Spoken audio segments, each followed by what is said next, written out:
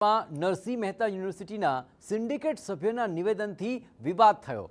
દિલ્હીના જંતર મંતરના આંદોલન અંગે તેમણે વિવાદાસ્પદ નિવેદન આપ્યું, જ્યાં દિનેશ ડઢાણિયાએ નીટ પેપર લીક અંગેના વિરોધને દેશદ્રોહી પ્રવૃત્તિ ગણાવી। જૂનાગઢની MM ઘોડાસરા કોલેજના આ પ્રિન્સિપાલનો આ વિવાદ છે, જેને લઈને આ નિવેદનને લઈને હવે વિવાદ વકરી રહ્યો છે।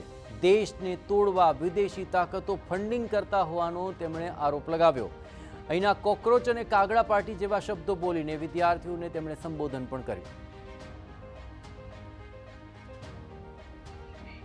દેશ વિરોધી લોકો છે, જુદા જુદા નામથી કોકરોચ પાર્ટી, કાગડા પાર્ટી, આવી બધી પાર્ટીઓના નામથી વિદેશી ફંડિંગના આધારે આ દેશને નબળો પાડવા માટે પ્રયત્ન કરી રહ્યો છે। જંતર મંતર દિલ્હી ખાતે બહુ મોટું આંદોલન ચાલી રહ્યું છે। ખાસ કરીને યુવાનોને આદો બનાવીને વિદેશી તાકાતો એના માટે ફંડિંગ આપે છે। હવે વિવાદ થયો તો દિનેશ ડઢાણિયાએ સોશિયલ મીડિયા પરથી પોસ્ટ ડિલીટ કરી। સમગ્ર વિવાદમાં કોંગ્રેસે પ્રોફેસર દિનેશ ડઢાણિયા પર નિશાન તાક્યું છે। કોંગ્રેસના ઓબીસી મોરચાના પ્રદેશ અધ્યક્ષ મહેશ રાજપૂતે શાબ્દિક પ્રહાર કર્યા। વિદ્યાર્થીઓના રોષનો ભોગ બન્યા એટલે પોસ્ટ ડિલીટ કરવી પડી। તમને જે સરકારે સિન્ડિકેટ બનાવ્યા તેણે જ દિલ્હીમાં વિદ્યાર્થીઓને નિશાન બનાવ્યા। 10 વર્ષમાં ગુજરાતમાં 34 પેપર લીક થયા છે। શું તે પેપર લીક કરાવનારા દેશદ્રોહી નહોતા? દિનેશ ડઢાણિયાએ નિવેદન મુદ્દે હવે માફી માંગવી જોઈએ તેવી માંગ કરી।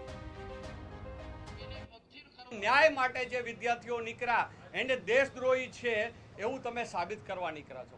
હું આપને પૂછવા માંગુ છું કે આ ગુજરાતની અંદર છેલ્લા 10 વર્ષની અંદર 34 પેપરો ફૂટ્યા, તો એ પેપરો ફોડનારાઓ આપણી સરકારના જે સરકાર બેઠી છે એના ગવર્મેન્ટના પદાધિકારી અને અધિકારીઓ આ દેશદ્રોહી ના કહેવાય?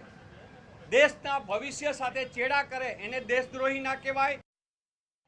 વિવાદ વકર્યો ત્યારબાદ તો પ્રોફેસર દિનેશ ડઢાણિયાની સ્પષ્ટતા પણ સામે આવી કે વિદ્યાર્થીઓનું આંદોલન જુદી દિશામાં જઈ રહ્યું હતું, તેથી હું બોલ્યો। મારો કોઈ રાજકીય ઈરાદો નથી કે મારે કોઈની સાથે લેવા દેવા નથી। હું હંમેશા જ વિદ્યાર્થીઓના હિત સાથે જોડાયેલો માણસ છું।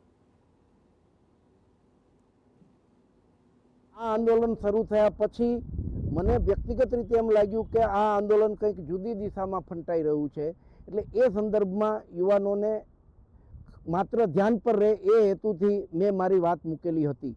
મારો કોઈની હારે કોઈ પણ પ્રકારનો વ્યક્તિગત મતભેદ કે કોઈની સાથે કંઈ લેવા કે દેવા નથી, કે મારો કોઈ પણ પ્રકારનો રાજકીય ઈરાદો નથી। રાજકોટમાં દૂષિત